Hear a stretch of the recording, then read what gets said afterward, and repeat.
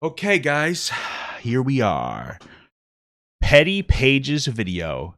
H3pocrisy, Ethan Klein and Trisha Paytas. Now, I'm actually rather interested in watching this video, mostly because I'm wondering why Petty Paige made this video. And there's speculations. One is maybe she's trying to downplay the badness of Trisha Paytas by elevating the badness of Ethan. Or maybe she simply just thinks Ethan's kind of a duty head and she wants to call him out in a nuanced way. I don't really know, but it makes you wonder, why did you make this? You know, that's my thing. Sometimes you think like it's not just about what you're doing, it's why are you doing it? You know what I mean? And so I'm curious. Looks like an interesting video. I scrolled through the timestamps, and the other day someone sent this to me, and I was like, "Oofa, this is going to be an interest. This is probably going. People are probably ripping into her on Reddit." The impact of frenemies, acknowledging Trisha's awful past, acknowledging Ethan's awful past. Shit that both Trisha and Ethan have done. The dark side of Reddit. Oh, look at that. They're in there. And spiritual. I don't know what the hell the Hare Krishna stuff is. Whatever. Conclusion, outro. Whatever. It's going to be interesting. Now, for those of you who are watching this on YouTube, you might sit here and say, Papa God, I hate you because of the way you've been talking about Trisha. Here's the thing. I made a very genuine... there's a video right here. It's called My 2021 Recap, TikTok Ban, Trisha Paytas Arc Reflections. I made, like, honestly, like a very genuine video here about my reflections on the past. And there's a big part of that. It starts at about like 9 minutes and 30 seconds. Is about like the rundown on Trisha Paytas and like my entire relationship with my Trisha Paytas arc. Let's see. Yeah, let's see. I opened up Paint. So right here, like 9:37, 9:36. I'm being serious. Like I was very genuine. Like I'm not trying to be that guy, but like it's something that's I don't want to keep going through the explanation every video on like why I got upset and why I changed my perspective, because it gets very personal to a point where like I was getting a little, you know, because a lot of it has to do with some very deep topics. So give that a watch. Even if you hate me, give that a watch. And you can disagree with me, but that maybe it'll like shine some light on why you know I've softened my position on Trisha a bit. So I would watch that first instead of tearing into me, and then tear into me after you watch it. You know what I'm saying? But I would recommend taking a look at this first. It starts about 9:37. It's pretty much like last up until, you know, it's a bit of the video. But like that's my genuine perspective on the Trisha Paytas thing. Anyway, let's get this party started. Give it a little. Hypocrites. Don't you hate them? They say one thing and do another. So annoying. I love Jesus. I'm holier than thou. I'm perfection. I'm a big slut. Look at my boobies. Let's talk about some jazz. Yay! I mean, really, like, that's so annoying, right? It's like, you're a hypocrite. She's a hypocrite. Let's just call everyone... Someone in the chat said Paige just says she doesn't like Trisha, but she obviously does, and she at least could get better at hiding it. You know, I will say one thing. A lot of you guys think, and I'm not saying that you're wrong because I don't really know Paige that much. I have one other video on her. Mama Gut and I talked about her where we disagree with her position on Mystery for the most part, other than like the one thing of like the invalidating rhetoric. You know, that I know Mystery mean it, but you know, where she focused on like, oh, he was a nice guy. How could this happen? The cry statistics are low. You know. Anyway, we disagree with her on everything else, though. But like, it's possible she likes her, but also you guys kind of use that as an insult. Some of you guys are like, you must like Trisha Paytas. So like, everybody thinks my wife loves Trisha Paytas because she said that she wasn't that fat. That wasn't that fat, and then you guys tore into her for being fat. It was pretty fucked up, actually. It kind of pissed me off. If you watch that other video, you'll see it's part of it. Anyway, you guys seem to use that as an insult and a way to dismiss like actual criticisms, you know. But it's also possible that she loves Trisha. I don't really know. But anyway. In this world, a hypocrite because it makes us feel better about being a hypocrite ourselves. I'm called a hypocrite a lot. Somebody said she constantly uses the "it's Trisha, what do you expect" excuse when anybody else gets mad. There's no accountability.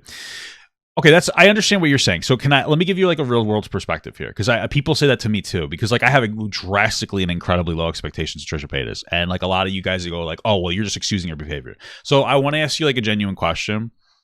Like what does accountability look like to you for Trisha Paytas? Genuine question. Like what does it look like to you? Okay, and now I've asked that question, and now the next question is that practical, right? So let's say accountability to you is like she needs to be deplatformed. Like, okay, I don't really disagree with you because I think that she's pretty bad, but the question is like, do you think it'll happen, right? Do you think that she'll get deplatformed? Do you think that like YouTube will pull her down? And like honestly, you know, I mean like freedom of speech and all that, so I don't even know if I necessarily agree with somebody getting removed, you know. But do you think that your desire is going to happen? That's my real question. And the answer, I think that if you're being honest with yourself, it's going to be no. Like, they're not going to ever remove Trisha Paytas. Whether you think she deserves to be removed or not, you know she's not going anywhere. And the reason that I want to bring that up is because of this. Like, think about this, right?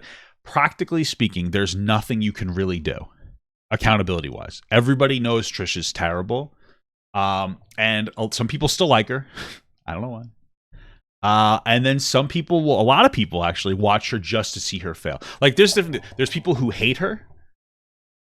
There's people who like her and actually watch her. Don't know how. Then there's people who hate her. And then there's two factions of hateful people. One of them hate her so much they like to watch her. You know, she's like a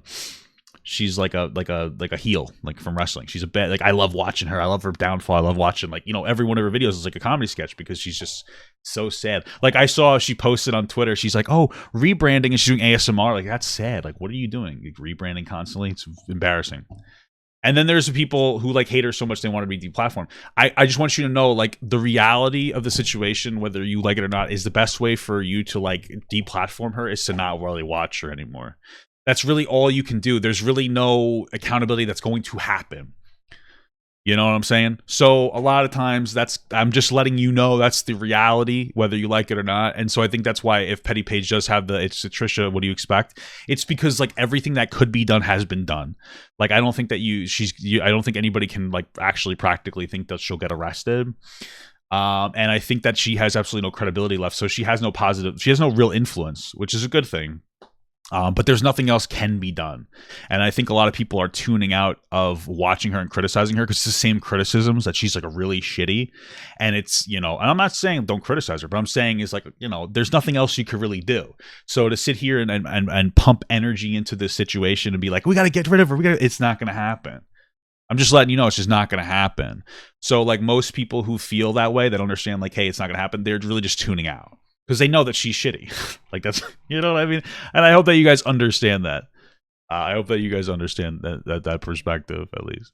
So anyway. You're a fake and like all this stuff all the time because I'm constantly contradicting myself. So here's the thing. It is not about being a hypocrite. It is about not being perfect, okay? Like, you know, we believe things, we want to be a certain way, but we can't always execute it. We can't always live up to the full perfection that everybody wants us to be. Like she literally got away with leaving bruises on her husband's body because she cried on camera. In all honesty, like that's really shitty what she did. But like the reason she got away with it is because he didn't report it to police. Like I need you to understand that. You know what I mean? Like that people know that she's abusive and they don't care. You know what I mean? Like I just want like a real world perspective. That's why she got away with it. You know? Can't. And as a society here, you know, we see this in politics, in religion, in life, in relationships. I mean, human beings are just one big ball of conflicting opinions and feelings. You have conflicting emotions in everyday life. You can't call someone a hypocrite. It's one of those things where it's like, point your finger and you have three fingers staring back at you. So by calling me a hypocrite or just being inconsistent, I am. I mean, granted, I'm a little more neurotic than the regular average person, but that's just me. I mean, I'm on YouTube 24/7. I think also, like somebody said, I think him being a guy is a factor. I think that also Moses is very toxic and like it seems like he's abusive as well. Like we did see that he apparently what is it called, stealthed a girl, which is effectively sexual assault, right? Sexual assault. So like we're talking about two horrible people that are very toxic together. Like I'm just letting you know when it comes to Moses, it's like let's not pretend he's completely innocent. You know, like they're both shitty people. They're both really shitty. You know, stealthing is assault in California. Good. But you get my point. 7, you guys know all my thoughts and emotions and my life. I mean, there's just no hiding what I do, what I've done, what I'm doing. It's okay to change your mind, people. It's okay to change your beliefs. Part of life, part of evolving, part of evolution. Why are we watching this? Fishies, I love you. Why is I this do. so Thank long? you guys for watching my videos. And I actually want to gouge my fucking eyes out watching this. Out there. I'm an open book, okay? Here you go. I'm well aware that I'm crazy and I'm kind of a conundrum, but I like it. And I like my fishies. What's stealthing? It's when you remove a condom when the person you're sleeping with doesn't know about it. So it's like not proper consent, like sexual consent, you know? Because like they consent to sleeping with you with a condom, and like you can get pregnant or STIs or STDs. I don't really know the difference, but you get my point. That's not a good case. Okay. People tend to react more strongly to hypocrisy when it includes criticism or negative judgment, and Trisha Paytas and Ethan Klein are no stranger to that. The problem with practicing what you preach or maintaining a high moral standard is that it's work. As humans, we are prone to the principle of the least effort, or in influencers' cases, whatever makes the situation go away, which means that they'll go for whatever option requires the least amount of work. Hypocrisy allows you to appear. Somebody said that Paige uses Trisha's mentally ill excuse. I haven't seen her do it. It just is a fundamental aspect of my life. I like to get first impressions from people. I try not to listen too much to other people's criticisms on other people until I watch them myself. So that might very well be true, but I have to see it. Principled without having to be so, which is much easier than adhering to strict principles. And when you start a YouTube channel with no principles and then suddenly create a platform of morality, principles, and standards together, the world will hold you to the high standards you set for others. And when you start having to be so, which is much easier than adhering to strict principles. And when you start a YouTube channel with no principles, and then suddenly create a platform of morality, principles, and standards together, the world will hold you to the high standards you set for others. And with Ethan and Trisha, that led to one hell of a toxic situation. Trisha Paytas and Ethan Klein I'm like tired today, so like my brain's a little fuzzy. have one of the most toxic relationships. She does it on Twitter a lot. Okay, I'd have to see it. Online. From enemies to frenemies to family to estranged, we have all been witness to the toxic behaviour between them both. Starting with Ethan calling out Trisha for catfishing, using editing software and makeup, to an explosive confrontation on the H3 podcast. H3. That's like an A in there somewhere. She added an A there. A Bachelorette spin-off to help Trisha find a man, to Trisha conveniently finding Ethan's brother-in-law Moses and starting a legitimate relationship with him. Ethan... I don't know. I think the word legitimate might be a little strong. They're having like a fucking wedding every month now just to make sure that they stay together. It's as extravagant as possible to overcompensate for the fact that they probably don't love each other. And Trisha then decided to create a podcast surrounding their odd relationship. Yo, this is not for nothing. Frenemies was fucking awesome until we got to know Trisha. You know? And Ethan, honestly. There are valid criticisms of Ethan in the Frenemies thing. Old Frenemies. The H3 fan base went on a rollercoaster of emotions from the jump. Laughing at Trisha, to hating them, to finally loving and enjoying Trisha Paytas. And here's the thing. I guess I'll get into it now. I was going to kind of wait till we got out of this intro. But here's the thing. Because I know what I just said. I was like, Ethan's part of the problem too. And I do actually believe that. Now, I don't think that he's most of the problem. But, he is part of it. And I'm going to explain to you why. Ethan, with Trisha on Frenemies, did a lot, like actually had a pretty bad negative impact. For one, he enabled her to pretty much say and do anything, and he just agreed that like what she was saying was factual. For instance, when she said that Mr. Rimey was like, was the one who sexually assaulted her, he's like, wow, that happened? Shit, crazy. It wasn't until months later when she was getting exposed that he was like, hey, I'm going to pull the video down because there's actually no evidence here. It makes no sense that he wouldn't have fact-checked that at all. It's very bizarre. I understand you'd be like, well, but they're friends, and but also you're a big content creator. You don't get to just take your friend's word for it, especially Trisha, and that's a problem. And he had a pattern of enabling everything that she said. Like, yeah, that's a fact. That's a fact. Water's not wet. That's a fact. So that's part of the problem. Another part of the problem is just the fundamental lack of boundaries that he set on her.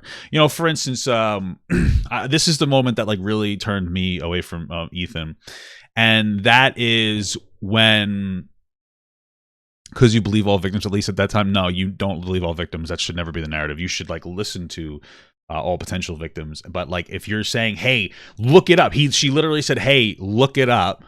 On the internet, hey, it's right here, and you don't, like, he could have just done that, and he didn't, like, that bare minimum. Anyway, like I was saying, there was the moment that really turned me away from Ethan was when Trisha was being horrible. She said some really terrible things about Hila and about how she was a terrible mom. He was a terrible dad because they like left the kid with a babysitter. Like, oh my God, so that they could work. And about how like Trisha called Hila like a cunt and a bitch. And for me personally, I come from the thought process of like, you should be defending your partner. You choose your partner, right? Like if anybody said that to my wife, even my own mother, I'm done with my relationship with my mother. I don't think that that's a unique idea. I think most of you guys probably feel the same about your husband or your wife. Those are people that you make. It's a very heavy choice, not just boyfriend or girlfriend. And he she said that live. She never apologized. He admitted that later on. I was covering the story. He said like, yeah, she never even apologized. He shouldn't have let her stay. He should have broke it up. And that's not setting any boundaries. And like you need to set boundaries. And like he didn't. And the reason why is probably for money, in all honesty. I know, like, first of all, Ethan was getting 5% more than Trisha, which is, is a couple $1 trillion. But all jokes aside, it was a really positive advertisement platform campaign for him because his other podcasts got tons more views and a lot of traction from that. So,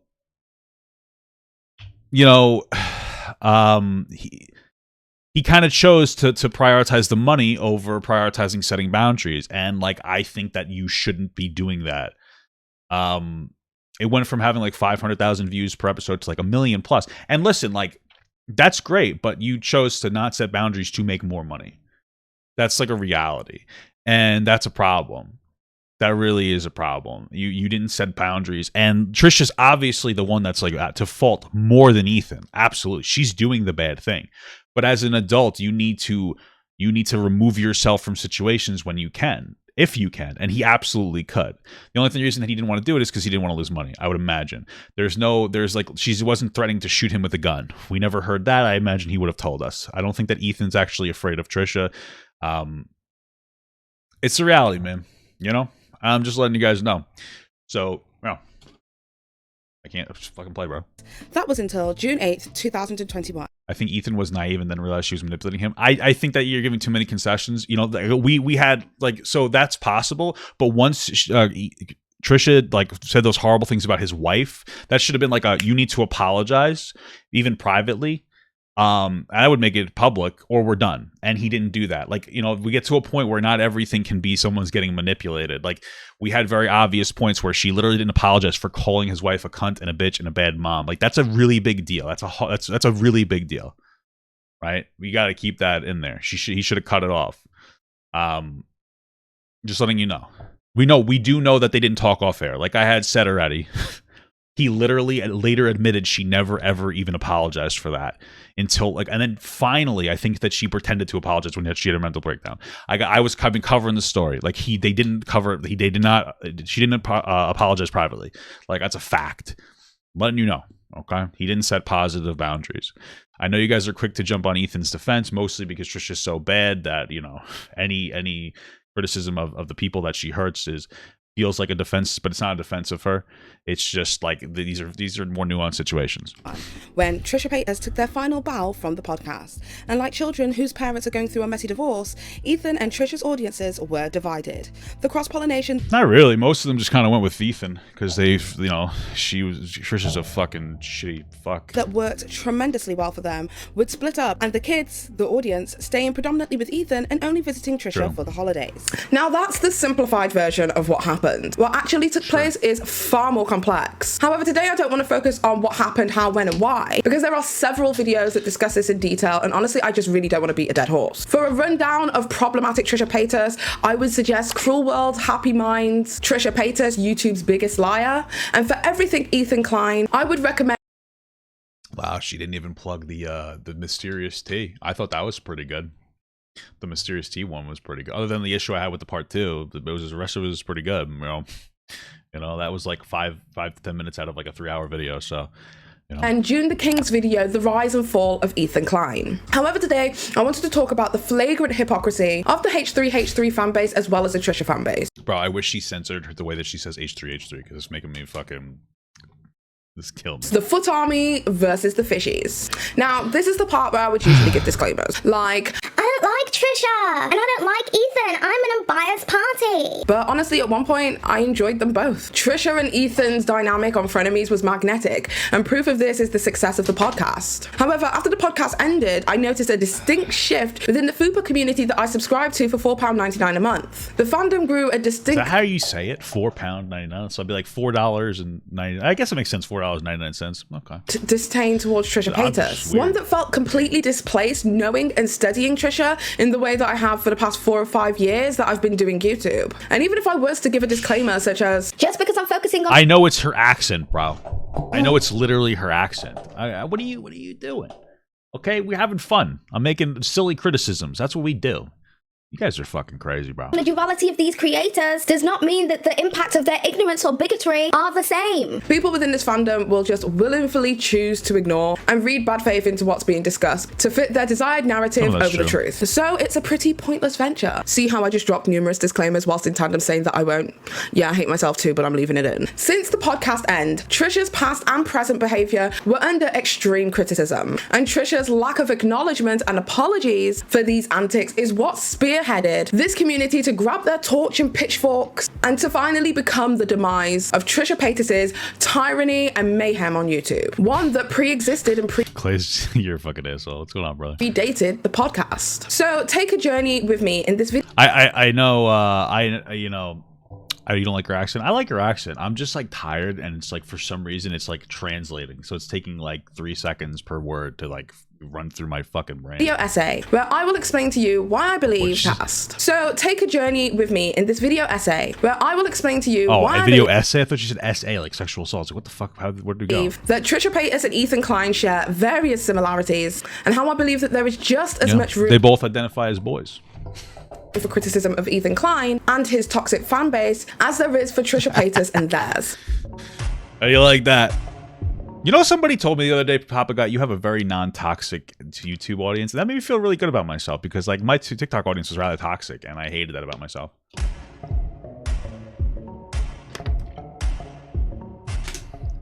Okay, so Frenemies started on the 15th of September 2020, which was month 4. Like, I kind of hated my audience on TikTok because they were so toxic. I feel like my YouTube audience is pretty solid. Even most of the criticisms, some of them are bad, but most of them are respectful. Of the pandemic for me. Many people around the world, including here in Britain, were stuck inside. People had lost jobs, people had become furloughed, a lot of people were either working from home or studying from home, and needed something to break up the monotony of isolation. Bro, I was working the whole time, right in the middle of COVID, cleaning public transportation buses and disinfecting them every day.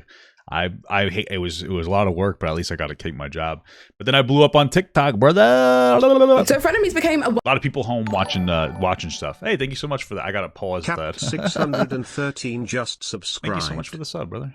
welcome breath of fresh air to everybody who needed it. The H3 fanbase were introduced to Trisha, and most did not like her addition. On the official H3 subreddit, so many OG H3 fans had an issue with the new direction of the channel. Let's be honest, guys. Reddit's worthless. I'm just letting you know. It's just dumb.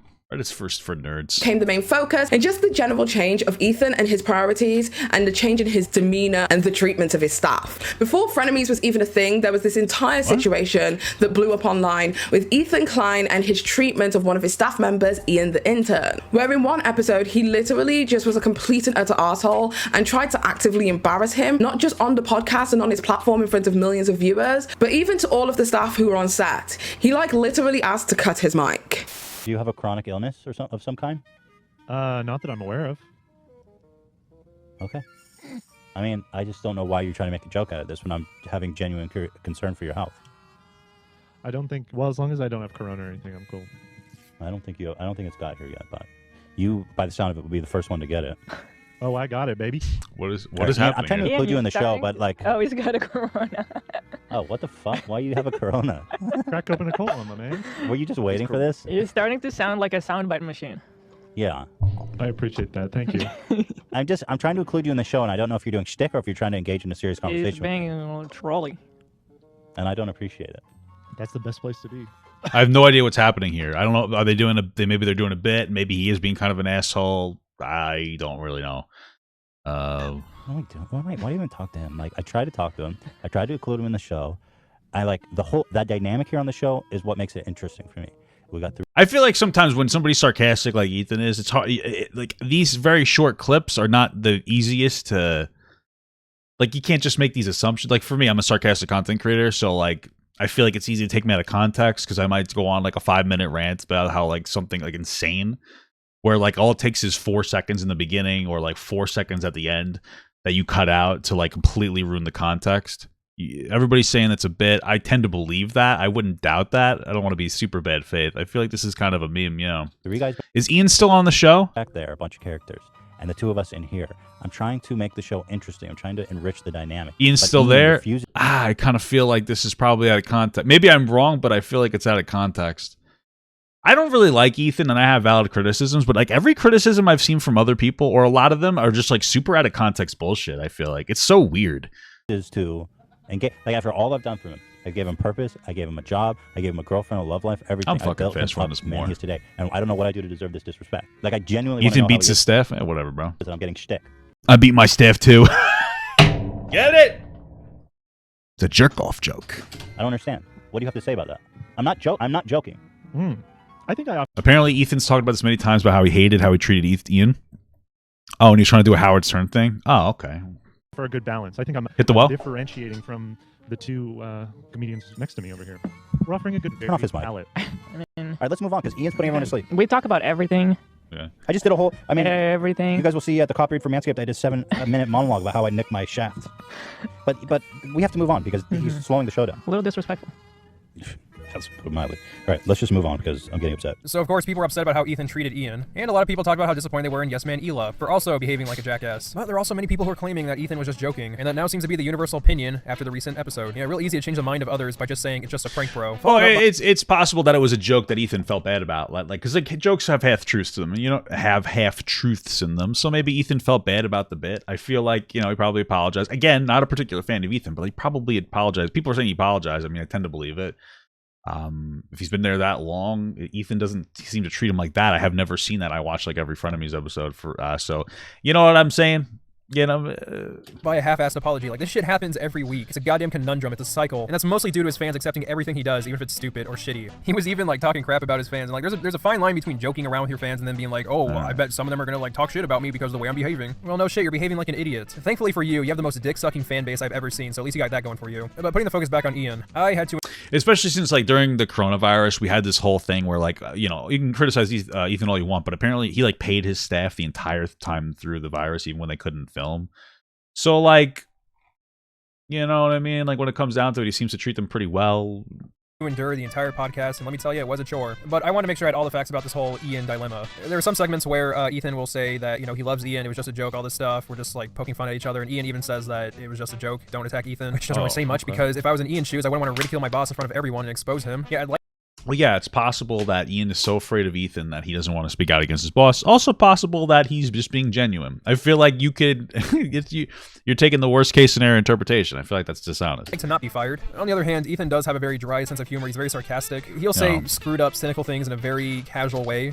We're watching a lot of this I do that clip. sometimes, so I get it. Let's say this is a joke. why. Let's say that Ethan being a dick towards Ian was just a huge joke. I'd like to ask the people who are defending this, is this entertaining for you? Watching basically 15 minutes of a Meg Griffin joke? To me, it wasn't... Yeah, kind of. Here's the thing, man. I have some really out there humor. I feel like it's hard sometimes to like really, get into the world of somebody's humor. Really bizarre. I had a friend back in the day. His name was Mike. Really good guy. Really muscular guy. And I set that up because he was a fucking weirdo. He used to just walk around and say Jason Genova memes. For those of you who don't know who Jason Genova is, he's a... you know what? I'm not even going to explain it because it's not even possible to explain Jason Genova to you. The absolute piss lord himself. But he had some catchphrases. So he'd say, pissening, pissening, sickening. And Mike would just walk around and say, pissening, sickening. And it was so dumb in the beginning that I was cringing. I actually threw up out of how cringe it was. But then you start to get into the humor because you're like around the person for such a long time. And you're like, yeah. And then I started saying, pissening, sickening, freaky, baby, freaky bobbit. Oh, enjoy the ment. You know what I mean? And that's kind of your relationship with content creators. Like, a lot of people could probably tune into me one time and look at my content and be like, wow, these jokes are horrible. Like, he's like cringy. Like, what is this guy doing? Is he serious? And then once you get to know me, you're like, oh, that's funny because I understand Papa Gut. So, yeah, I mean, It's one of those things, man. Some people have weird senses of humor or drier senses of humor. It takes a while. You have to educate yourself on the person in order to enjoy the content and take them in the correct perspective. So the Among Us jokes, yeah. Sometimes I'll just go like this, Among Us. Like I'll just be with my wife, and she'll be talking, and I'll just say Among Us, like just and like she'll laugh now sometimes because it's just so preposterous. You know what I mean? Like that's pretty much it, man. No. Really fun watching someone just bully one person for a straight 15 minutes. There was no punchline, there wasn't really a joke in there. It was just him being a dick. So yeah, maybe his intentions were to just joke around, but it's not necessarily a good safety net because the execution was horrible. Especially when Ethan was like, "Oh, I built you up. I gave you a girlfriend. Thank you, joke police. Friend, money, all this shit. You'd be nothing without me." Yeah, that's real charming. And that's without going into how Ethan allowed his fans, as well as Trisha and their fans, to attack one of his other. Even if that whole entire thing was true and he was being addicted to Ian, it kind of pales in comparison to Trisha.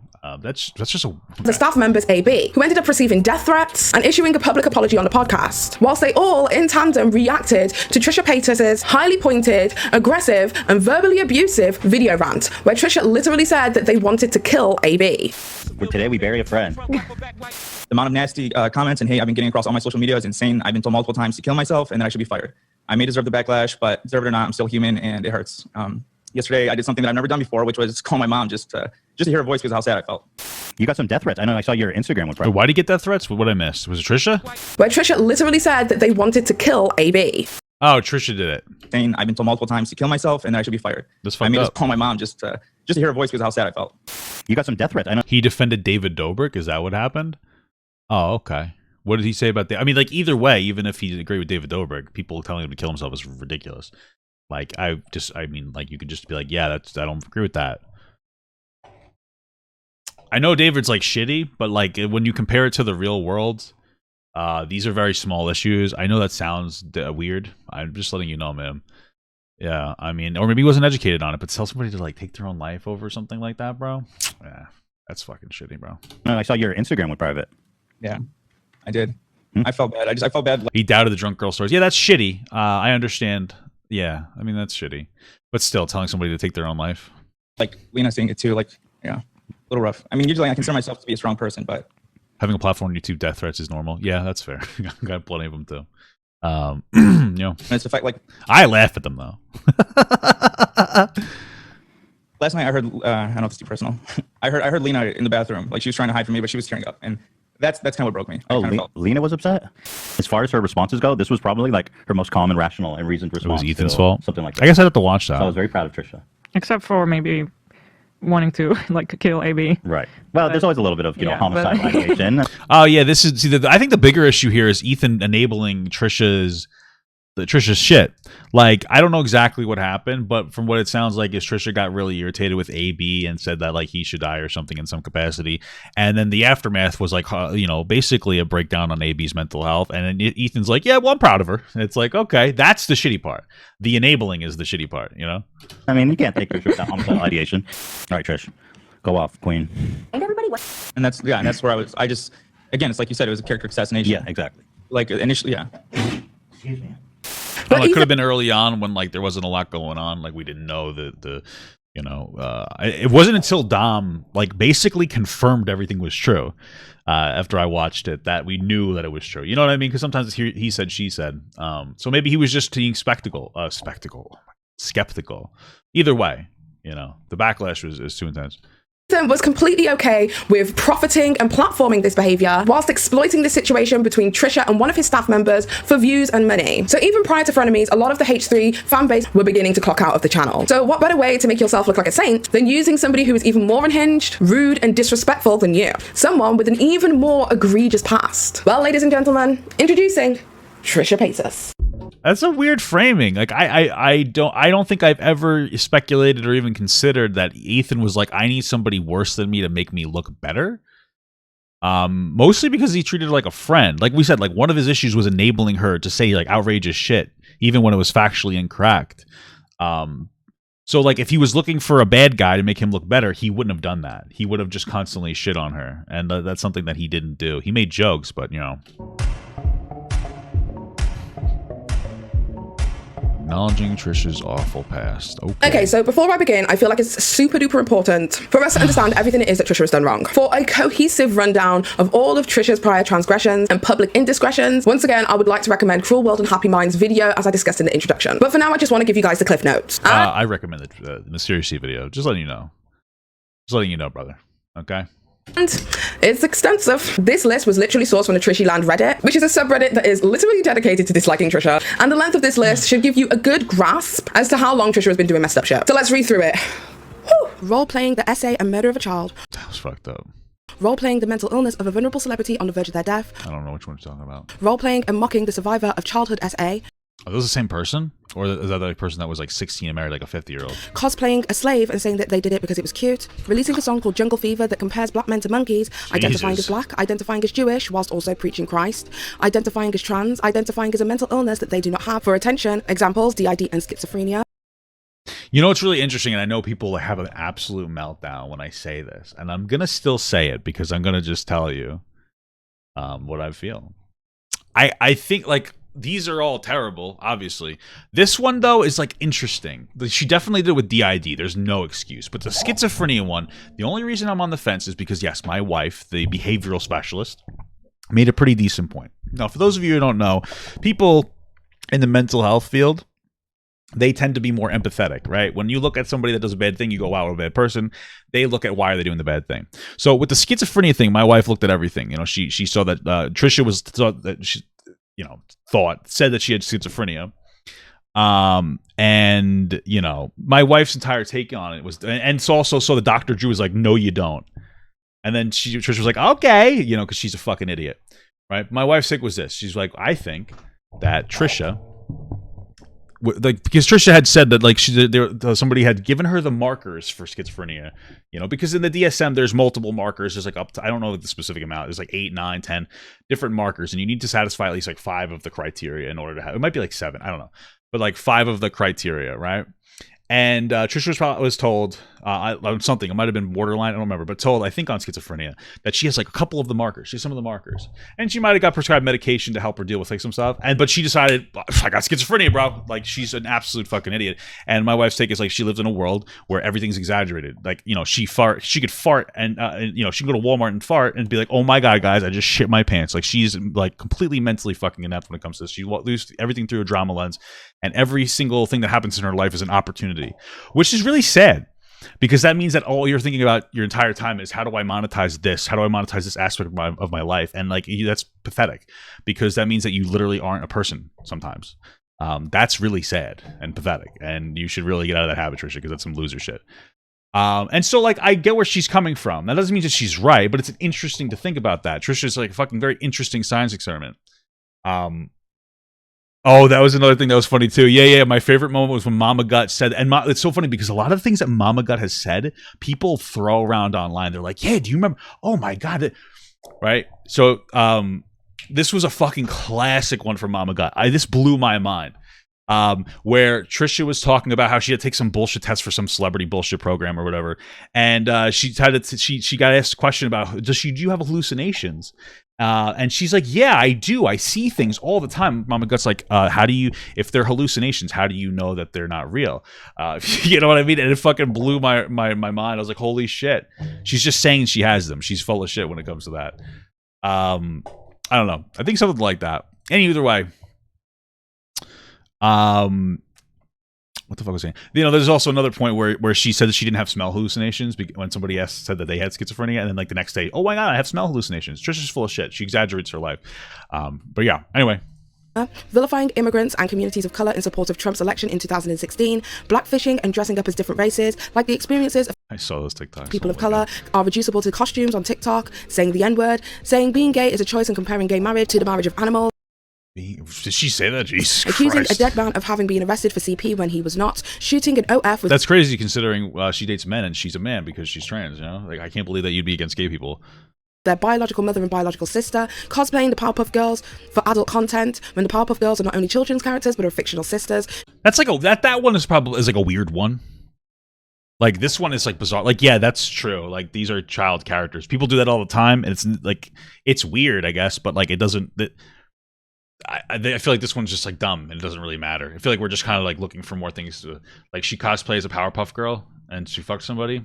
Who gives a shit? Shooting OF content with 2 alleged abusers and making them money, sexually and physically abusing Jason and Moses, physically restraining them both from leaving, discrediting and victim blaming Moses' survivors, and bullying children on the internet such as Charlie D'Amelio and Gabby Hanna's underage sister. The Trishyland subreddit is a subreddit that for the most part despises Trisha Paytas, but I thought it was important to show that we aren't negating that Trisha has done some awful shit, because honestly, reading it out loud makes you realize how extensive this list truly is. However, I would argue that with Trisha making their debut online in 2006 and creating content for literally 15 years as the internet's biggest troll, that this list probably doesn't even scratch the surface of all of the apparent disrespectful shit that Trisha Paytas has done. Some stuff, however, I would consider nitpicky, such I think the bigger issue is that, like, here's the thing, man, whether you want to hear it or not, is that back in the day, YouTube was completely unregulated. Nobody gave a shit. Everything was super edgy and, like, terrible. And, like, people did shitty things, right? Shane Dawson is one of them. Difference is that Trisha never cared when she got older. She never grew and was like, wow, that was shitty back in the day. Whereas Shane did care because he changed a lot of his content. Trisha kind of just maintained the shit and tried to be as edgy as possible. And so that's the problem, is like the lack of actual apologetic nature is a bigger issue. I don't think Trisha's ever like specifically apologized for things. Like, sat down and said, hey, that JonBenet Ramsey video was really shitty. And like back then, I was just being real dumb, and like I know it was she could be like, oh, it was a troll, but it doesn't. That's not an excuse. That was, you know what I'm saying? Like the actual genuine apology.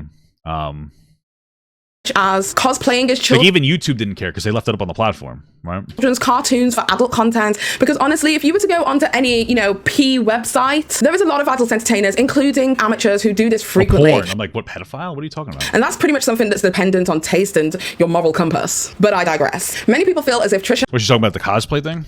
P website as children's cartoons for adult content, amateurs who do this frequently. And that's pretty much something that's dependent on taste and your moral compass. But I digress. Many people feel as if Trisha needs to atone for all of the things it is that they have done. And I personally believe that many people have overlooked the severity of Trisha. Say just call her she. She doesn't care about her pronouns. She's even said like, oh, I don't care. She, he, they, whatever. It's like, just stop with the whole thing. It's weird. I don't get it. Paytas' past and reframed it as growth, because Trisha served the purpose of entertainment at a time when the world definitely needed entertaining. Because the truth of the matter is, the majority of what Trisha Paytas has done within the past 15 years of their time on YouTube was done long before the series even started, and was discussed at length and at nauseum by Ethan when Ethan had Trisha Paytas on the H3 podcast. So it's like every week there's a new revelation in your life that you announce on your kitchen floor, and then you stir up a lot of conversation about it. But it's like clockwork. It's just a little too... I haven't had any dramas this year except for you guys. The trans thing. Is that drama? My gender is drama. Like, that's just who I am. I don't think that's a little bit of a drama. Is it true that you've also identified as black, chicken nugget, and lesbian? Those were trolls. Well, not the lesbian one, but obviously. My trans identity was real, but I identified as a chicken nugget. Sounds like that's not true at all. I don't think that you could really mock it and then have it like be like, yeah, I'm genuine. That's a problem. Like, I don't think that you would mock that. You know, here's my theory, and this is the theory of Mama Gut as well, and I think it's actually pretty accurate as to Trisha's like trans identity.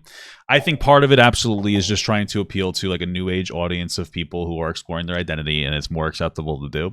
But more than anything else, I think that Trisha doesn't have any type of like gender dysphoria. She has no dysphoria with being feminine. The problem is that to her, femininity is constantly being overly sexualized to a point where she's objectifying herself, and she can never disconnect herself from her content. So to offset her perspective of femininity being like a hypersexualized porn star mess, she dresses more masculinely.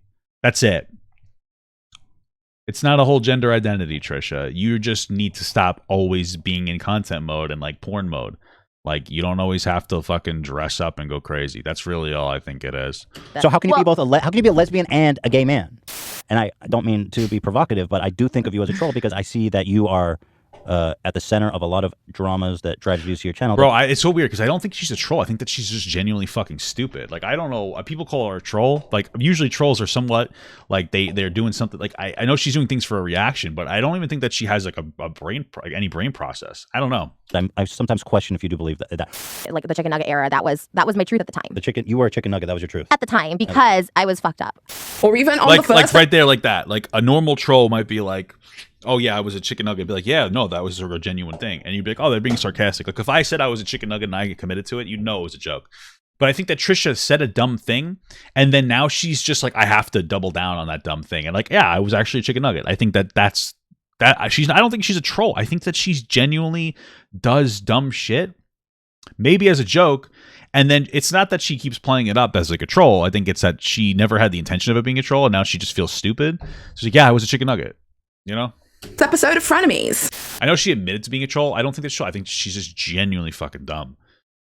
First, you guys were dating, and then you started sending me all these crazy DMs with screenshot being like, your brother-in-law's fucking crazy, and he's sick, and he's fucking minors. And I was like, all right.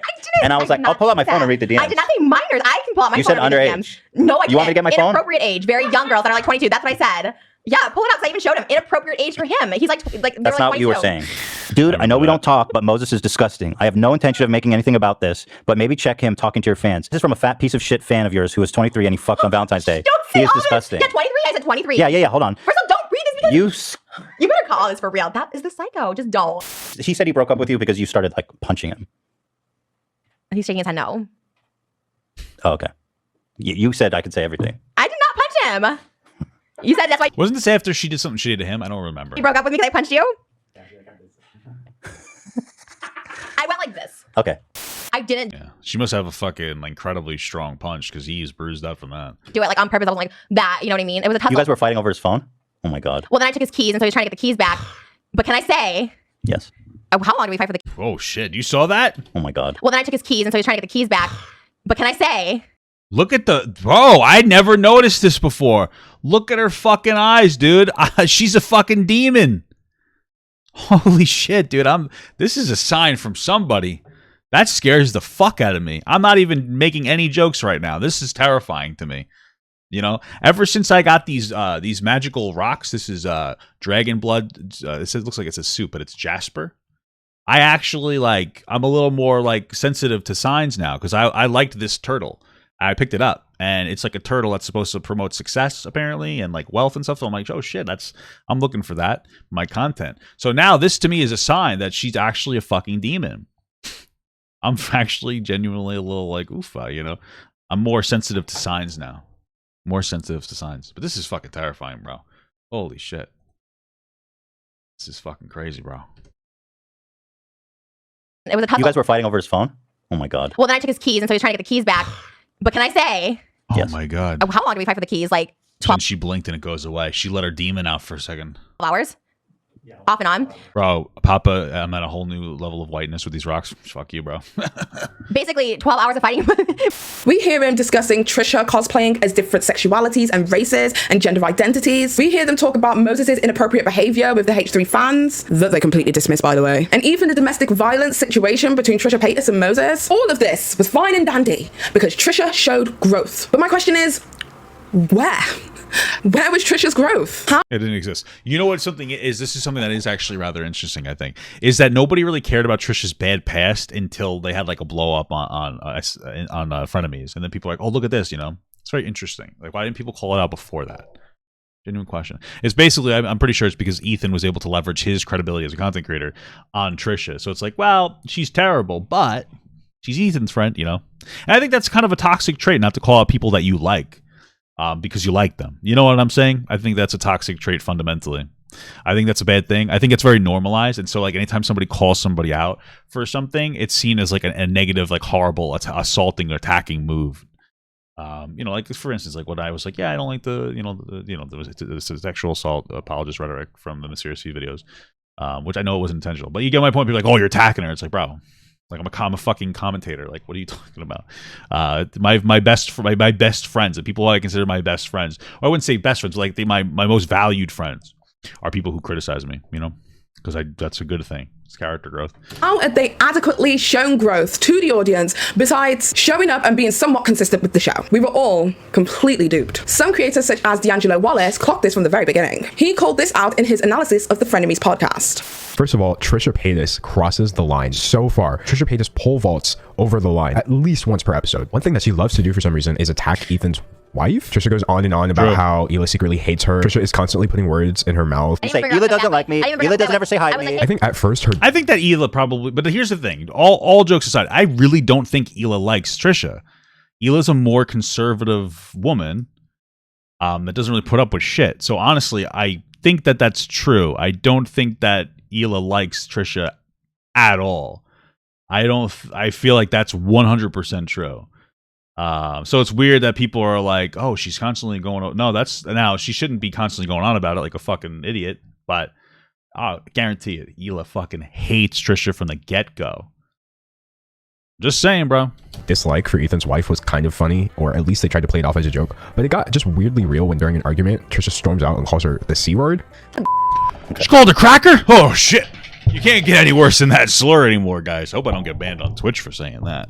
Oh, Jesus. I really don't care. Literally, I don't want to come back because I really fucking hate her. If that's not bad enough, she also routinely brings up off-limits things to make Ethan feel like dirt, basically. Randomly bringing up the fact that he had a pill addiction that he had to overcome. She also just repeatedly claims that Ethan wants to cheat on his wife with her. She goes as far as to insult their parenting skills. When you have a kid, you should try and be with it as much as possible, not be with strangers. Yeah, nothing says. You know what's interesting? Trisha's talking about how she's trying to have a baby with Moses now, when she was constantly playing up how she's a victim because her uterus can't work because she had like horrible syphilis. So I feel like maybe, I don't know if you guys have ever heard this before. This is a theory I'm running on. Trisha might be a liar. Might be a liar. Bad parenting to me, like making sure that your child is being watched while you make money to provide a nice life for them. Bad.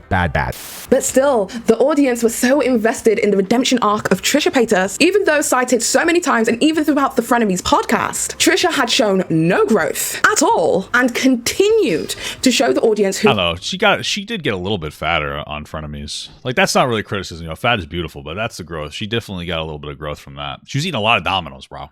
Honestly. They really were. And in the words of Maya Angelou, if somebody shows you who they are, believe them.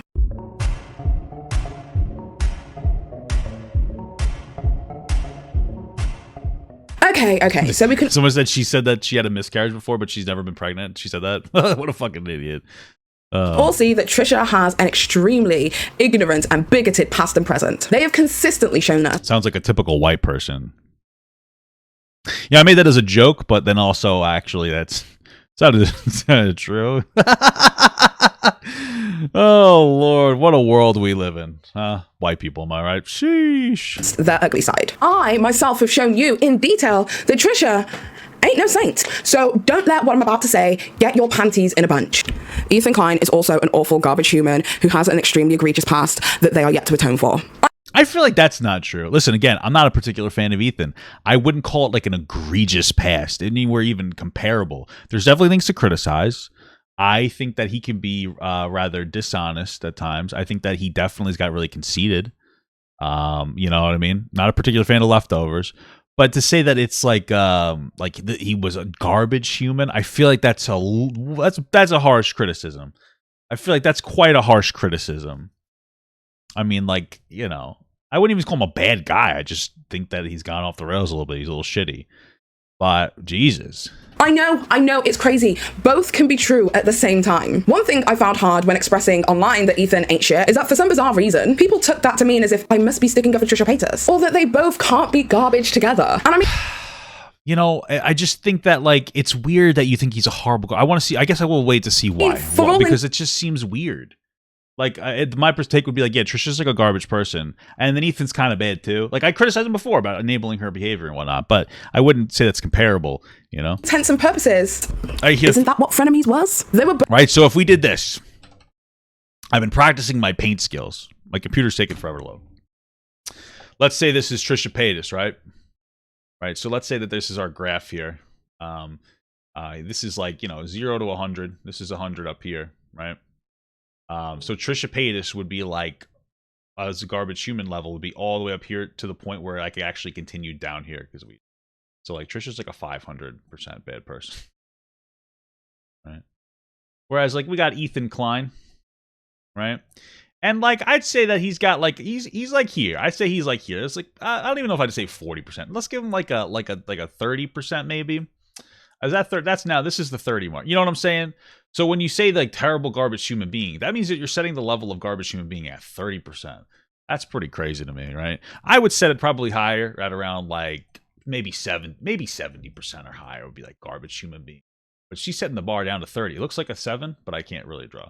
You know what I'm saying? So like I think that's the problem that people are gonna have with this thing. But anyway, let's see what garbage, terrible, awful thing he did. Both garbage together all the time. I mean, Ethan and Trisha's relationship literally started because Ethan described Trisha Paytas without makeup as looking like a human decaying corpse. So to combat this, well, he's not wrong, but he did genuinely apologize for that multiple times. And that's the problem, is he did genuinely apologize, and we're just not accepting it, I guess. I don't know. I mean, I feel like you can do a bad thing as long as you if you do a bad thing and you genuinely apologize, I think that it's definitely worth considering, like, oh, that's character growth. Yes, I have created a list of my own that should hopefully shed some light on some of the bullshit shit that Ethan has done. Told Tan emoji that they look like a beached whale in a bikini.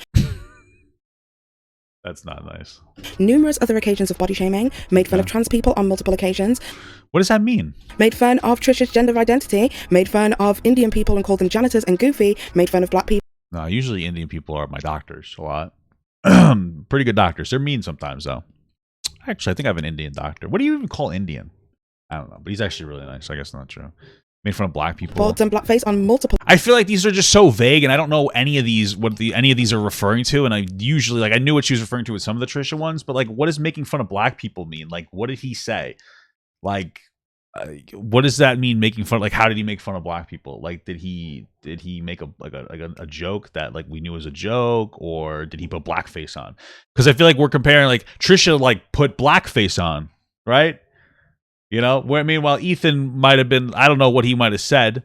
I know he said the N-word with the hard R, which is very insensitive and shitty, and it's not my place to take an apology for that or forgive him. But like, you know, even 5 years ago was a very bizarrely different time. I don't think people understand that. I just don't understand what these mean.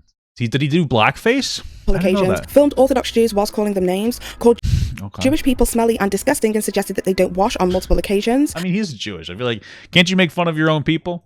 Bullied a 16-year-old boy, stated that who's that? Women are a conquest, stated that... I did see that clip. That was a pretty rough clip. That was like a dumb thing to say. I feel like he's like a big SJW now. I feel like he doesn't believe that anymore. 6-foot black men were scarier than 6-foot white men. Did he say that? Jesus Christ. That's probably his internal bias and racism. Very interesting. I know that there's actually a study done that said that people of the same race perceive other unfamiliar people of the same race as, for lack of a better term, more human than unfamiliar people of another race. So black people seeing an unfamiliar white person will perceive them as less human, and seeing another black person that's unfamiliar. And same thing with white people. A white person seeing another unfamiliar white person will see them as like less threatening. Or see more of a person rather than an unfamiliar black person. So it's possible that like he allowed his internal biases to take hold, because I imagine that a black person would say that a black man is probably less scary than a white man that you don't know, because that's like our biases that take over. Called a man Blackzilla. Is that really racist though? I don't know. Called a black man Blackzilla, made insensitive tweets about Ebola, pretended to be from Zimbabwe, pretended to be from Ghana, pretended to be from Pakistan. What do these mean? Like, what the fuck? Created blackface and whiteface content with a double entendre meaning to them, minimizing racism and making fun of various communities. And again, this list is barely scratching the surface of all of the stuff it is that Ethan has done since starting his... I wish that she would have shown us those instances. Channel in 2011. Now, we all know that Ethan has apologized for the N-word, F-word slur in the iDubbbz interview and podcast, so let's completely take that out of the equation. However, this isn't the only time that Ethan has used the N-word so liberally. He's like killing niggas. He's like killing niggas. Okay. The Blackface Challenge. Let's see. I guess we'll watch a bit of this. So we gotta put our money where our mouth is. The Black Project. Anyway, just thirsty, so now we'll sit here. Episode of Ethan and Hila. Hila's been scheming on a new project, this time called The Black Project. Anyway, just thirsty, so now we'll sit here. Oh. With my fucking dirt water. It does not. It still doesn't taste good. In the words of Rain Florence, looks just like my animal water. So first, does not. It still doesn't taste good. In the words of Rain Florence, looks just like my animal water. So first we have this black face. I need all the help I can get. I feel like a beard. Please, guys, I don't care if cleanse your. Look at me. I can see charcoal. Wait, don't swallow. It looks scary. Oh yeah. What the fuck? How does it look? Alright, seems like the blackface is him putting on a charcoal mask and like kind of making the joke there. Like, I get it, blackface is insensitive. Seems like he's trying to be edgy. Doesn't seem like there's any racially motivated. Oh no! Don't do that. So let's. Maybe there's another instance of it that I don't know about. Then he did the whiteface thing. How long is this video? Oh, okay. What is up, Play Squad? Before I get into this video, I have to let you guys know that there will be pre-recorded video that I'm going to have scheduled to upload for Hurricane Irma on the way up here. Anybody on the East Coast. Be safe, sis. H3 as well as, you know, my fucking opinions on shit because I like to talk. Depression. All right. Boom, dude, it's your boy. What the fuck? Okay. Of internalized oppression. When people are targeted, discriminated against, or oppressed over a period of time, they often internalize it. And here I am. On one hand, apparently digital blackface is a thing now, according to BBC. Is it okay to use black emojis and GIFs? Oh, why do we gotta do not get a straw with your drinks? All the time. They will offer you, I don't have a straw, but yet at the restaurant, they give you attractive enough for you. That shit made any sense. Think of the action, you're fine. Dramatic. I've frankly been in the sun a lot, so I think my complexion might be a little more tan than usual, and I don't want to culturally appropriate anybody, and I definitely don't want to digitally blackface anybody. Well, I guess there's really only one way to approach this. That's as my alter ego. Whiteface man. I don't know that it's exactly appropriate for you to be in whiteface. Isn't that a little too white? Says that shit. Is it okay to use the GIF? It's there. Shouldn't you be able to use it? I hope my friends be so. Hey, guess what? This is digital blackface. And check the trending GIFs. I mean, yeah, there are some. At every motherfucker. I'm gonna be angry at your actions and not the color of your skin. If you're a crazy motherfucker who happens to be black, I'm not gonna like you just because you're crazy. All right, not because you're a black person. If you're a white person, if you're brown, whatever color you are, I'm not picking your skin color. I am picking your attitude, your action. I let that out. Use GIFs of white people now. I'll tell you what, you can't. You would get. But those are up, you know. Mocking, meaning stereotypes, and exaggerated blackness. You know, answer that and comment below. Am I being too dramatic right now? You're mocking, meaning stereotypes, and exaggerated blackness. So white people are using GIFs of accentuated blackness, but she's showing literal entertainers here. She's showing people who are being entertaining and funny. It's kind of racist of her in a way to be like, people are only sharing this GIF of Kevin Hart, who is a comedian, because it's some form of racism and not because he's inherently funny or entertaining. Like, who thinks about the world like that? Not this guy. Also, you're gonna show Michael Jackson? He's not black or white. Did you not listen to the... Let's talk about white people. I don't know about that much, all right? I get colorful weave. Let them do it. I had nothing else to do with this person doing. What are they doing? How? He said. Why was the reason I wanted to use would be weird? It seems fine. I'm just trying to understand what I'm missing here. Okay, let's just keep going. It's like killing niggas. But his usage of the N-word isn't what I want to discuss today. We came back to a very interesting thing. That's not what the argument is. I could literally care less about what Ethan has said in the past. It's the flagrant seems like you care a little bit. Hypocrisy of not just Ethan, but the H3 fan base that choose to ignore Ethan's egregious past whilst creating and compiling lists of every little thing it is that Trisha Paytas has ever done. When there are just as many for Ethan, and neither of them have apologized for most issues. In fact, there are literally more Trisha Paytas direct apologies to be found on YouTube, such as their apology to... I mean, I've seen her apologies before. They're not that great, but okay. Jaclyn Hill, their apology to Courtney Stodden, their apology to the community over their political comments. So, like, okay, that seems fair, like a fair criticism that he should apologize for those things. But here's the thing, right? Is that Ethan doesn't engage in that content anymore, whereas Trisha still does engage in that content, right? Or I guess she just finally stopped and started doing ASMR. But I think that's the difference, right? Is that, like, Trisha kind of didn't stop with her edgy bullshit, like fucking, I guess, trolly content, just dipshit content. Whereas Ethan is a total fucking SJW now. And like he, you know, yeah, I mean, you know. Their apology to Philip DeFranco, their apology to Dixie or Charlie, I don't know these girls, D'Amelio. In fact, when you search Ethan Klein apology or H3, she didn't apologize to Charlie for like months until Ethan, I think, forced her to. She was like really shitty to Charlie. It was actually awful. She deplatformed the girl. She tried to, because in the video, Charlie D'Amelio ate chicken nuggets instead of snails because she's like has a fucking eating disorder. And she was like, wouldn't it be cool if I got 100 million followers on the anniversary of my 1 million? It wasn't really that big of a deal. It was not conceited at all. It was actually, Charlie D'Amelio is one of the more normal, probably one of the most normal people, you know? Like I would, if you look at content creators, like she's actually a normal person. Dixie, on the other hand, is fucking insane. But like she didn't apologize for that. She was like forced to. It was bullshit. Apology or any variation of that terminology. The only apology video you come across is a video titled "I'm sorry that you are offended," where he speaks about the trans community who were offended by some of his tweets, and he basically tells them to go and f themselves. What did he, what tweets did he make? Let's see. Ethan, sorry if you were... I think a lot of his apologies were on his podcast, so you probably aren't going to see that too much. Hi there, and welcome to... As like a specific video. What the hell? Whatever.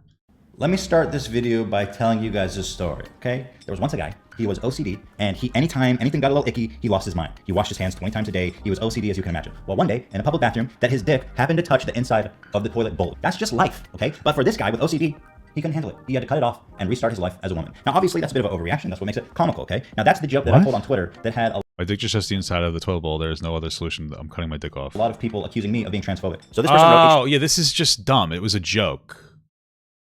Call me Ellen now. This isn't really that transphobic. I mean, he made like a silly joke. He wasn't targeting trans people. He's making fun of himself. He has cut his dick off now, and he's going to become a girl because he doesn't have a dick.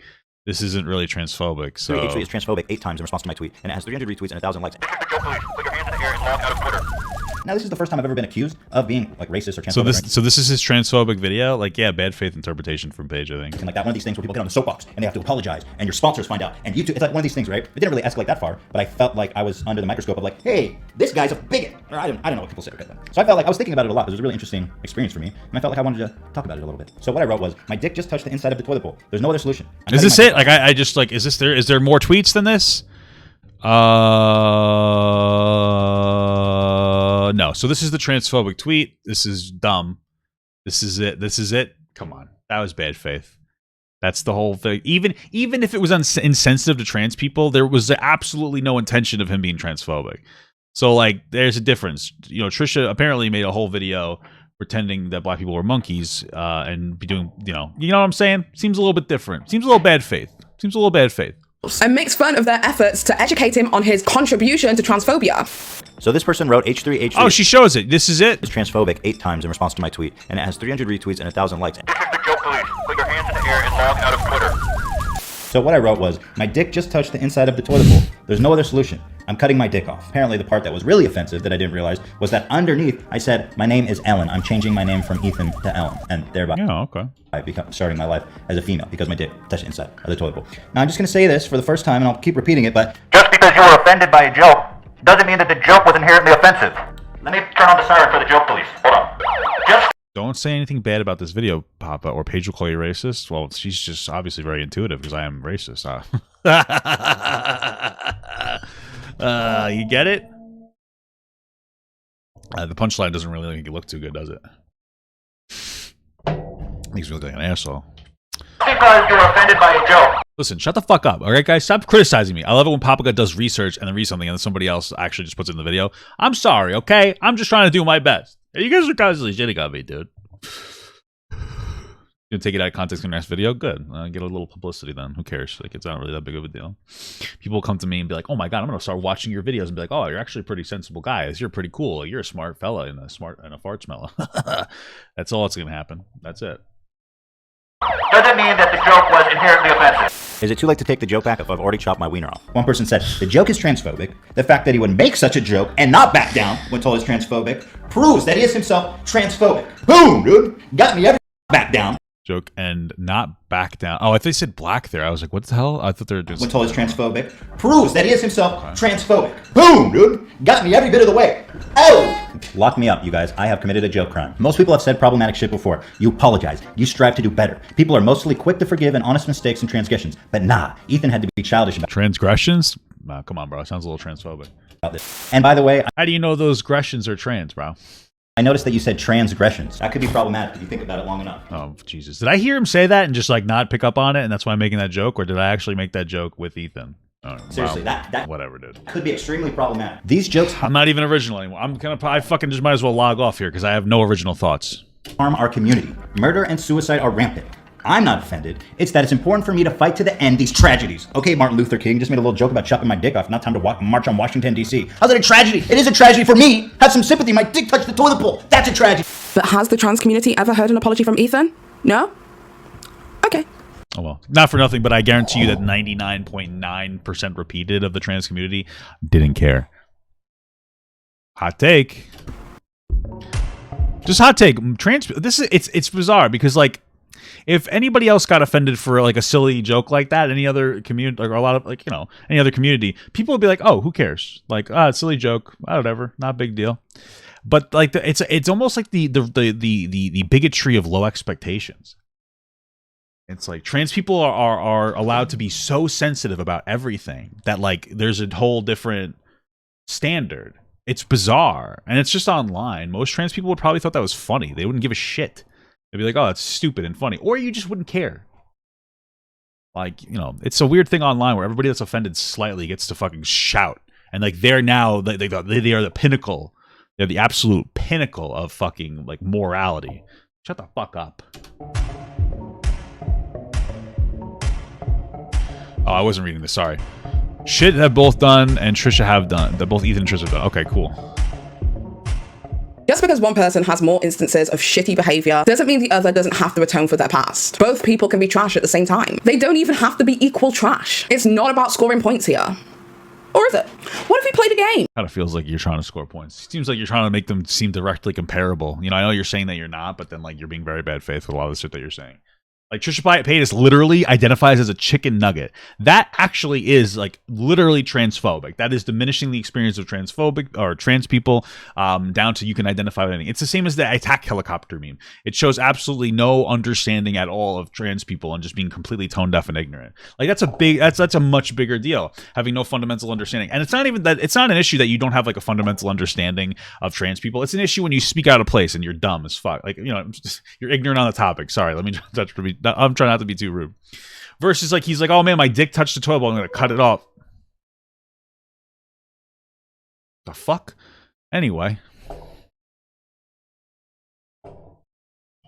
Whatever. I think someone's there's too much diarrhea in someone's cesspool across the street. Anyway. The difference would be like, oh, my dick touched the toilet bowl, I'm gonna cut it off. Because toilet bowls are gross. Public toilets are gross. And then it's like, oh, I guess I'm gonna call myself Ellen, now I don't have a penis. Not that big of a deal. It's not targeting the trans community. It's making a joke about oneself. Not big of a deal. Fuck it, let's do it. So let's play a fun game that I like to call Who did the thing that the other person did but never apologized for?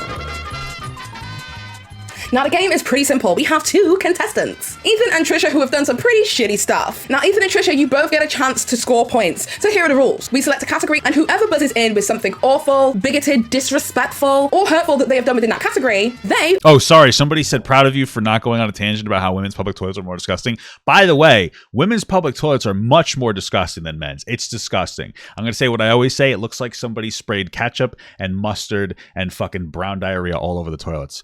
Okay? It's true. Women's toilets are more disgusting. If you've ever cleaned up like public restrooms for a job, you know it's true. Okay? Just letting you know. That's your fault for bringing that up, by the way. It's true. Win a point. But Paige, they're both very shitty people. They could both get at least 100. I think we need to normalize shiwis. You know what that is? Where you put you put it on your vagina and you just makes it basically like a penis and you can piss in the toilet. Much easier. But we don't normalize that. You guys want sanitary napkins in the bathrooms, but none of you guys ask for fucking free shiwis. That's your problem. All right? Advocate for yourselves better, girls.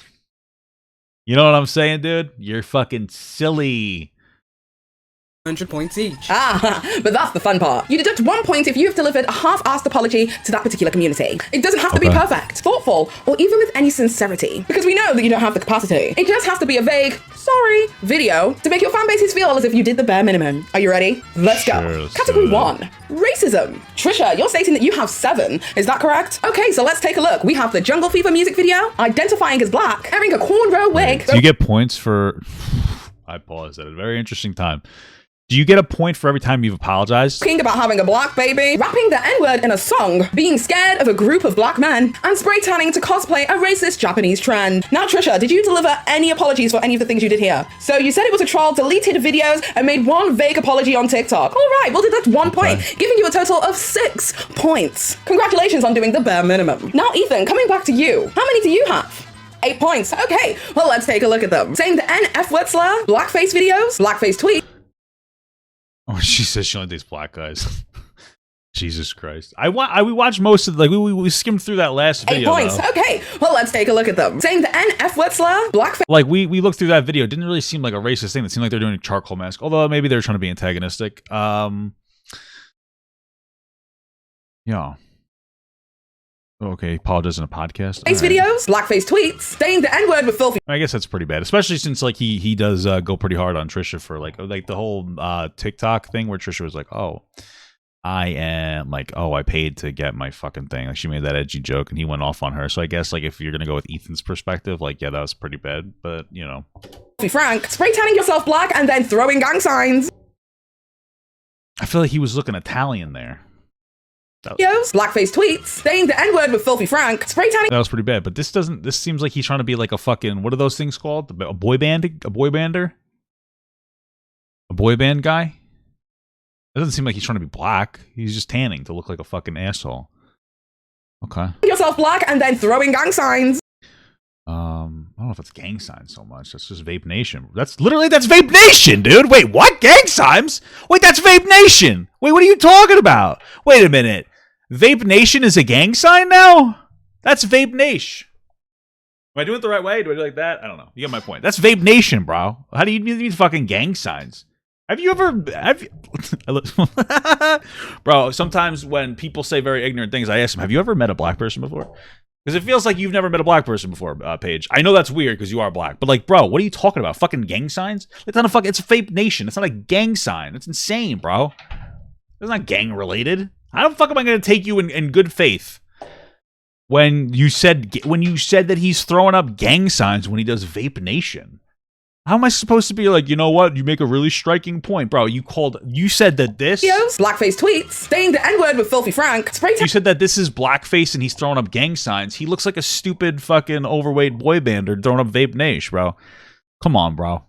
Come on, dude. What are you doing, bro? This is terrible. This is horrible. This is insane. Bro, this is insane, brother. Sister, whatever. I like to say brother to everybody. It's gender neutral to me. You know? I know he apologized for all this too. You know, he was an edgy little fuck. Doesn't mean that you know, black people have to accept it, but like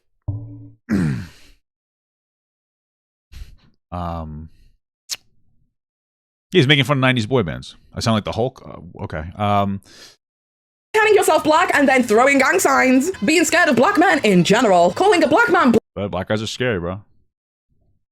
You know what's really interesting? I said this story before, but I love saying it. This is one of the things that like scares me about black people. I'm gonna be like honest, right? So when I was younger, I never thought about race, but now it's very much in the conversation, and I get why.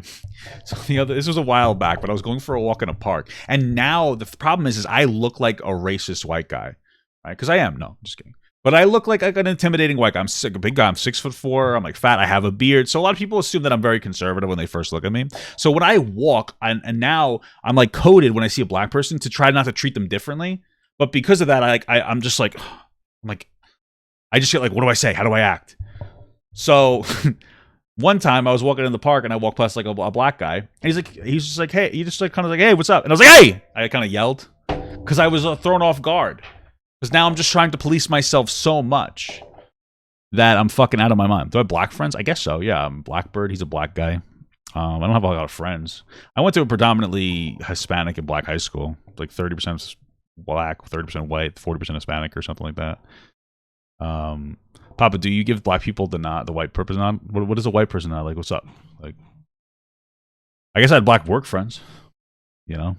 But when it's an unfamiliar person, like you're trying to be a comfortable white ally, then you end up just being fucking insane because you're just like, what's the right way to interact? I don't want to make them uncomfortable. You know, it's trying so hard not to be racist. You start treating black people differently because of their race, bro. Honestly, it's the fucking struggle of being a performative activist. No, bro, I'm just trying, and it gets, you know what I mean. I'm trying not to be that guy, but like you get so much pressure to not to do that I like think about it too much, and I get like really uncomfortable. I'm like, oh my god, what do I do? Like, how do I interact? I don't want them to think I'm like racist or a bad person. Have you ever met a black person? No, actually, I haven't. I don't even know what that means. Blackzilla and calling Indian people goofy janitors. Now, Ethan, have you apologized for anything said here? Oh, so you apologize for the NF. You know what's so funny? My mother-in-law's boyfriend is a goofy janitor, and he's Indian. How do you like that? Crazy world we live in. Okay. Just act normal. I'm trying. I used to act adorable. Obviously, I'm exaggerating my story for effect, but it's funny. Hey, well, that brings your total to 7 points. Moving on to the next round, which is category 2, the LGBT. Now, Trisha, how many? Oh, you forgot the QI. What is it? LGBTQIAAP. I think that's what it is. Like lesbian, lesbian, bisexual, gay, trans, queer, questioning, intersex, asexual. I think the other one's ally, pansexual. I know. I'm smart as fuck. Points do you have? 4 points for Trisha. Okay, so let's take a look at them. Trisha, you came out as trans. You came out as lesbian. You aided in outing your pansexual ex-boyfriend. And you stated that you were a gay man. Did you apologize for any of these things said? No? That's a shame. No points deducted from Trisha with a total of 10. Ethan, how many points do you have? 3. Okay, then let's take a look. Made the Ellen transphobic joke. That joke didn't matter. Called a trans person it. And made fun of Trisha's gender identity by dressing up, femme presenting, whilst mocking them. Now, did you apologize for any of these actions? No? That's a shame. Well, now, ladies and gentlemen. This game show's kind of bad. Oh, how much money do I win for having to sit through this? We have a tie, bringing these people to 10 points each. So who wins? Absolutely nobody. You're both trash. Hey, Trisha Paytas, you lied about the person that sexually assaulted you. How many points do you get for that? You know what I'm saying? Like, I don't like to speculate about that kind of stuff, but like she said, hey, there's objective proof, and then it doesn't exist. So I feel like maybe that's higher up on the ranking than a guy who says he cut his penis off as a joke because it touched a toilet bowl. I don't know. You know what I'm saying? It feels like feels kind of weird. Feels like a weird one. Feels a little bit weird. Feels kind of weird, you know? It was a little weird. Bye-bye. A little weird.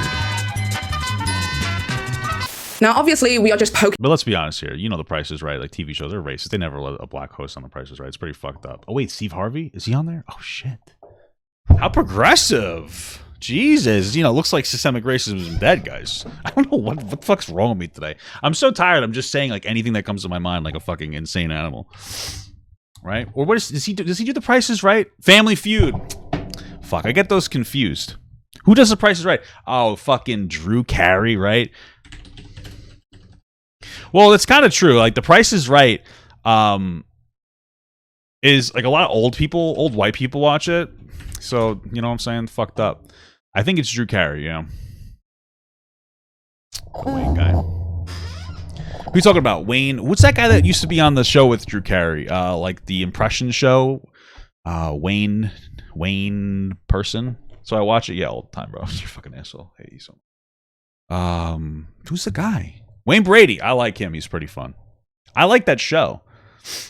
It's pretty cool. What is it called? Ad lib? I don't know. Whose line is it anyway? There you go. Poking some fun at the stupidity of trying to score points. And obviously this game show could have gone on for literally ever. But you get the point. Literally nobody wins in point scoring and everybody loses. And apologizing is something that I believe is something extremely personal. Most of that coffee is water. It's hard to expect people to apologize on your timeline because there are various different personal hurdles that a person has to go through and to get over, such as their ego or the intensity of the situation that they're involved in, or even just gaining more insight to become less ignorant. Growth is where people are able to see their past and acknowledge it, and when they feel it, apologize for what they did. I personally don't want forced apologies from neither Ethan or Trisha Paytas, especially when it comes to the situations pertaining to the black community. Make it sincere and through natural growth, or I don't want it.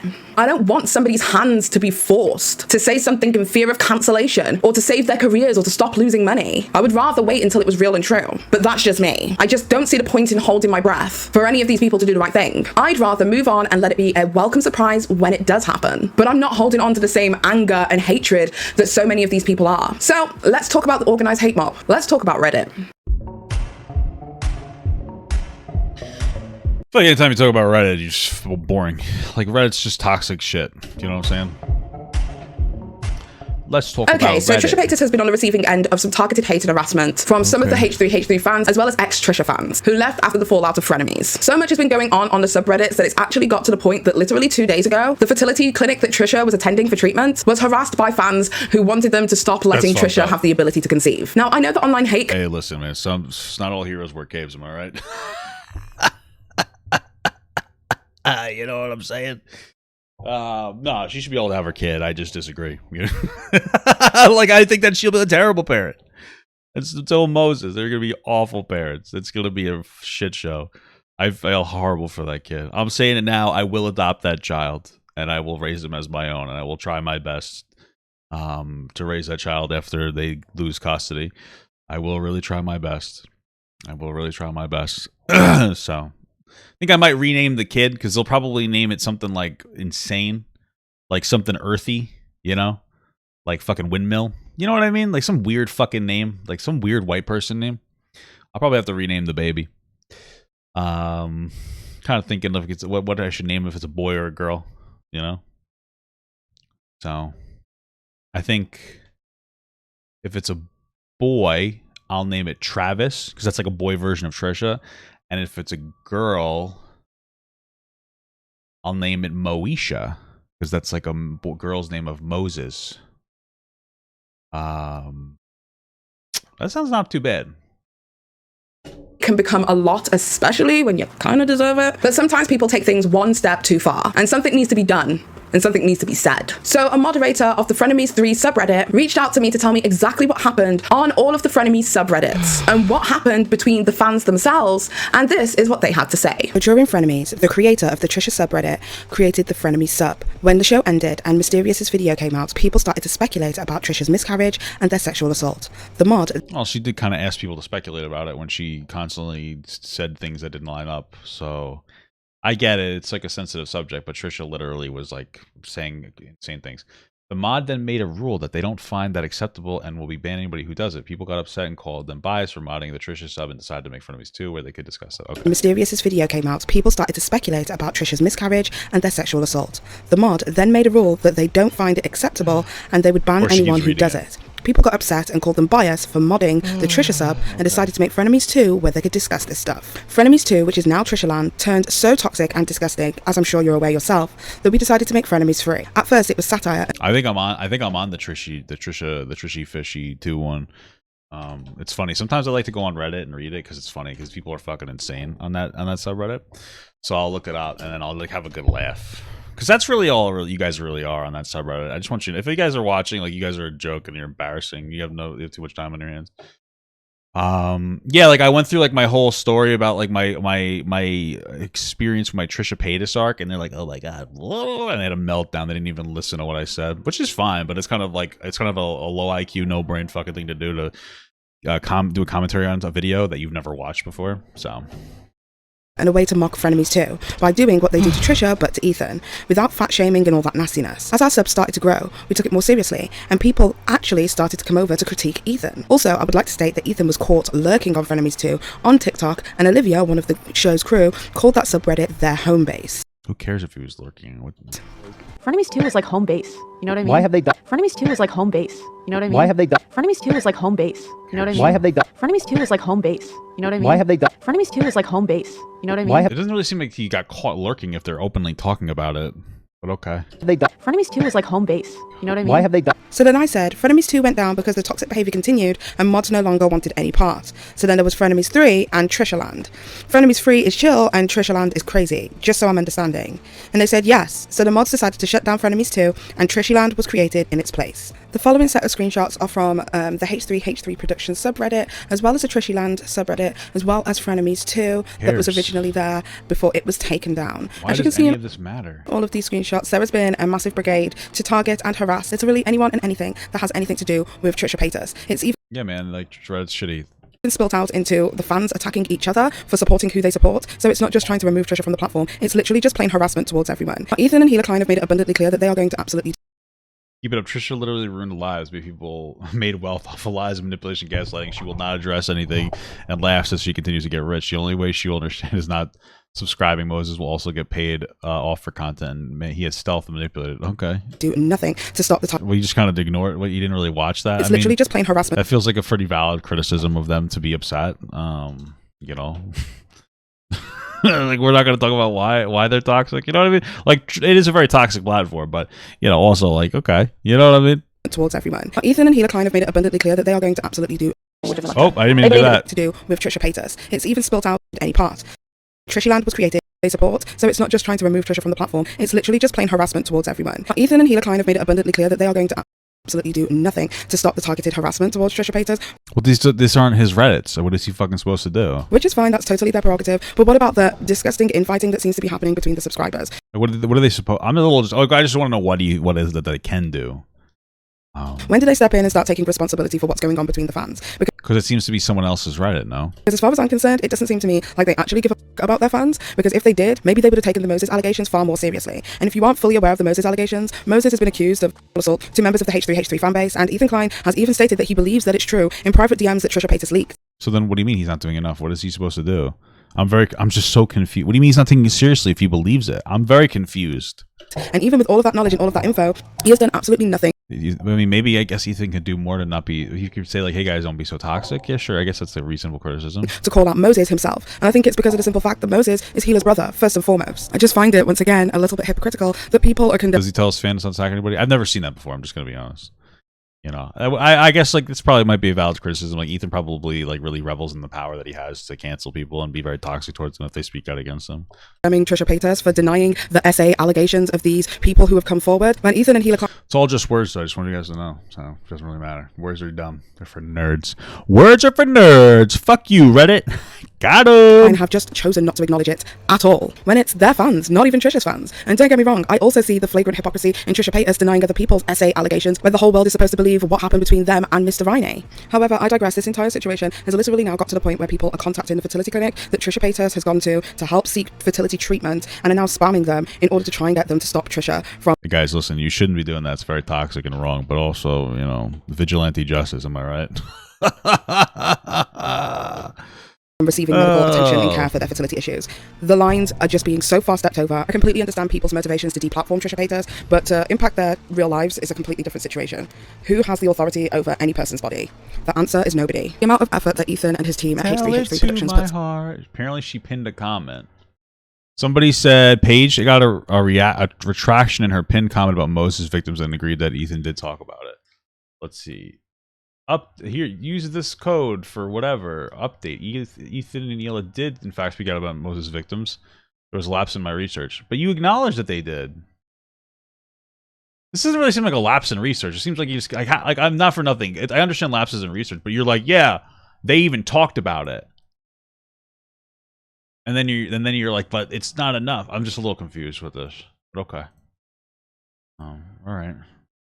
Into just bombarding Trisha with immense amounts of hate. A lot of lapses in her research, yeah.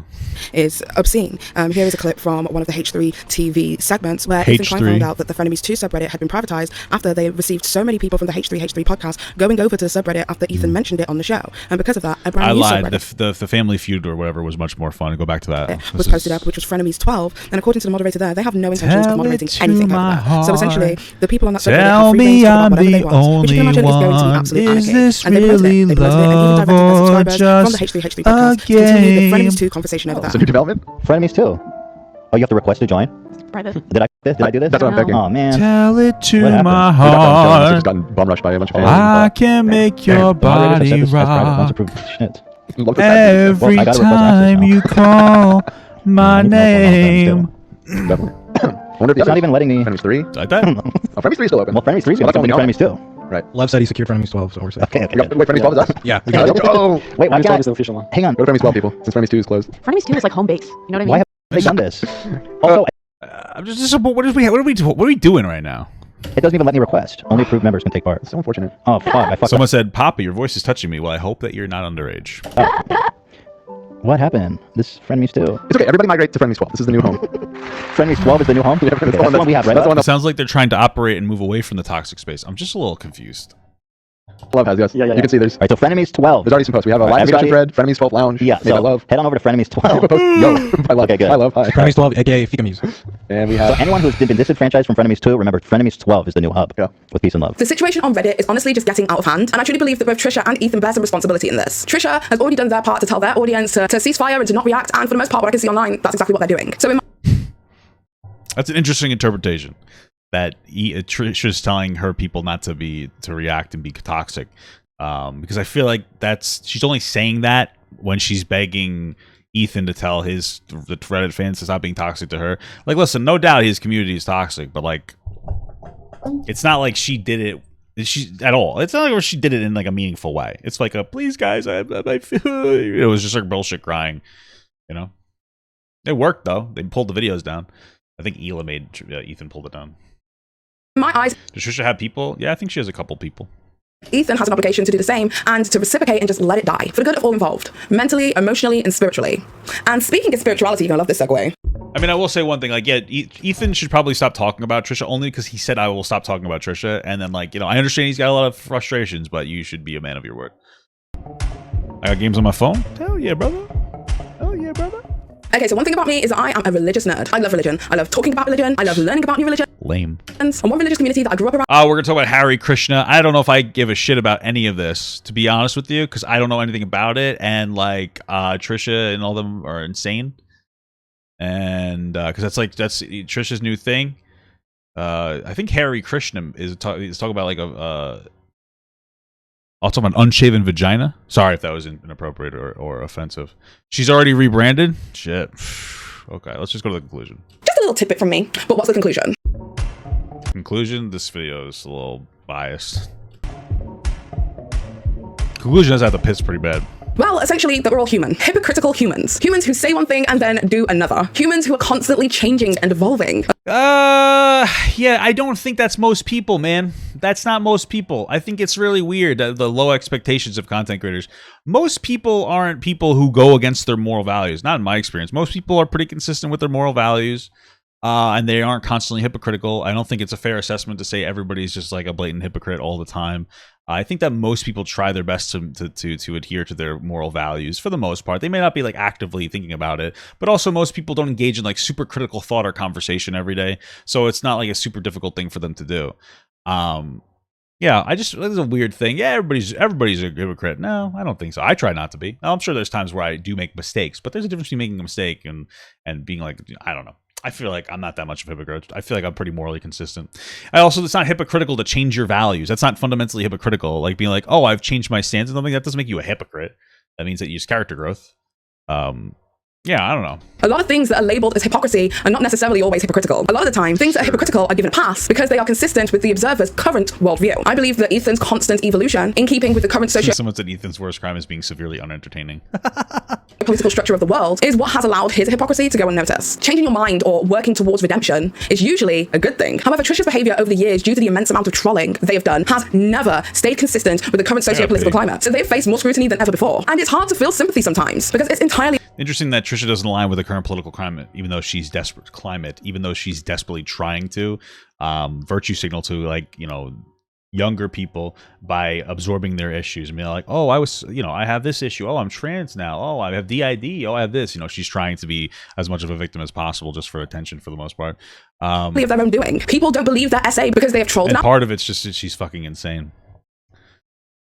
than ever before. And it's hard to feel sympathy sometimes because you think Trisha has gaslit herself into thinking that she actually is trans? You know what I'm saying?